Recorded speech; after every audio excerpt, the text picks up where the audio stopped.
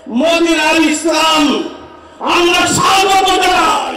কাদিয়ানীদের রাষ্ট্রীয়ভাবে অমুসলিম ঘোষণার এক দফা দাবিতে সকালে রাজধানীর সরওয়ার্দী উদ্যানে শুরু হয় আন্তর্জাতিক খতমে নবুয়ত মহাসম্মেলন। দেশের বিভিন্ন জেলা থেকে মাদ্রাসার ছাত্র, শিক্ষক, ওস্তাদ, মুসল্লিরা অংশ নেন। এখানে যোগ দেন দেশি বিদেশি ওলামায়ে কেরাম সহ বিভিন্ন রাজনৈতিক দলের নেতারা।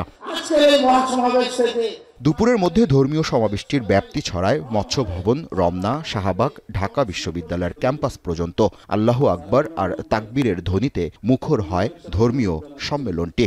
আমাদের নবী শেষ নবী, আমাদের নবীর পরে যারা নবী দাবি করবে তাদেরকে যারা কাফের বলবে না তারাও কাফের। আমাদের একটাই দাবি যে বাংলাদেশে রাষ্ট্রীয়ভাবে তাদেরকে অমুসলিম ঘোষণা করা হোক। যদি কোনো ব্যক্তি আল্লাহ রাসূল সাল্লাল্লাহু আলাইহি ওয়াসাল্লামকে শেষ নবী হিসেবে অস্বীকার করে তাহলে সে কোরআন এবং হাদিসের ভাষ্য অনুযায়ী কাফির হয়ে যায়। সকলের একটাই দাবি যে কাদিয়ানী যারা রয়েছে এই সম্প্রদায়কে রাষ্ট্রীয়ভাবে অমুসলিম ঘোষণা করা হোক।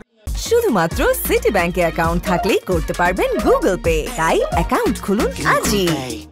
সম্মেলনে যোগ দেন বিএনপি ও জামায়াতের কেন্দ্রীয় নেতারা। জামায়াত ইসলামের সহকারী সেক্রেটারি জেনারেল বলেন, জামায়াত ইসলামী ক্ষমতায় আসলে কাদিয়ানীদের অমুসলিম ঘোষণা করা হবে। বিএনপির স্থায়ী কমিটির সদস্য সালাউদ্দিন আহমেদ বলেন, যারা কোরআন বিরোধী তারা অমুসলিম। বিএনপি ক্ষমতায় গেলে খতমে নবুয়তের সকল দাবি সংসদে আলোচনার মাধ্যমে পাশ করার প্রতিশ্রুতিও দেন তিনি।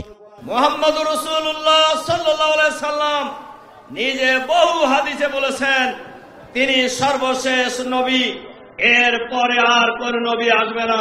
সুতরাং এর বাইরে যারা চিন্তা করে তারা কেউই মুসলমান হতে পারে না, সবাই অমুসলিম।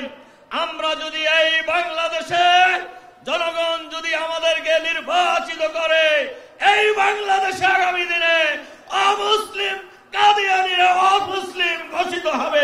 রাসূলুল্লাহ সাল্লাল্লাহু আলাইহি ওয়াসাল্লাম বলে গিয়েছেন, আমি আখেরি নবী, আমার পরে কোন রসুল আসবে না, কোন নবী আসবে না।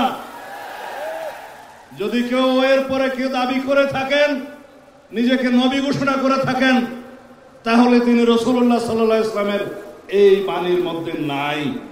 একই দাবিতে সম্মেলনে বক্তব্য রাখেন অন্যান্য ইসলামী দলের নেতারা। এবং তার অনুসারীদেরকে বাংলার রাষ্ট্রে কাফের ঘোষণা দেখতে চাই। এই সরকার কোথায়? ফিরে আসো, ফিরে আসো, ফিরে আসো, তওবা করো, তওবা করো, ভালো হয়ে যাও, ভালো হয়ে যাও।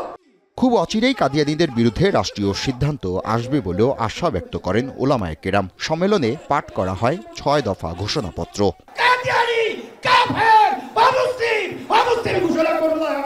জাবেদ আব্দুল্লাহ, এখন, ঢাকা।